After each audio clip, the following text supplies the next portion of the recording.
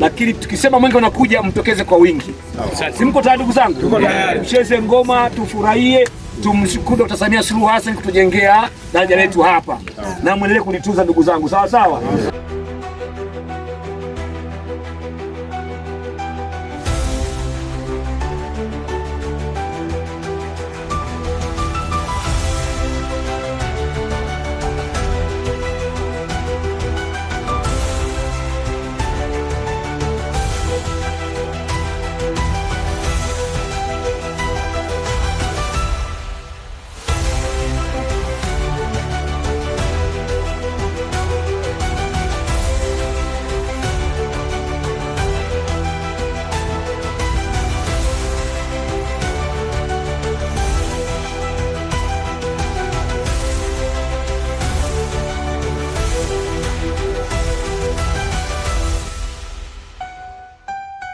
Lakini kwa kweli kabisa, awali ya yote, nachukua nafasi hii kwa niaba ya viongozi wenzangu kuwapongeza sana wananchi wa Kinyagigi kwa leo tu kujitokeza kwa wingi hapa. Hongereni sana.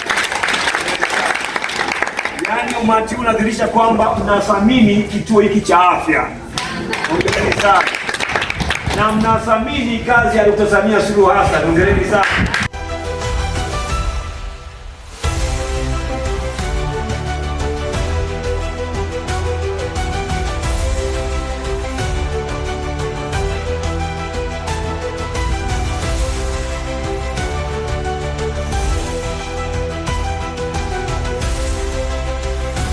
Na kwa watoto wenu hawa, ikipendeza, tutapitia miradi kadhaa ya vijana.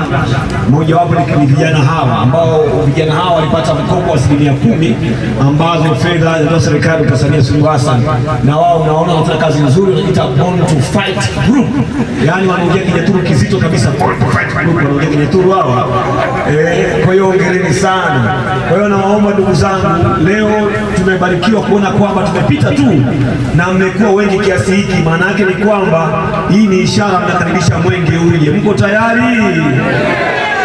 Akina baba mko tayari? Akina mama mko tayari?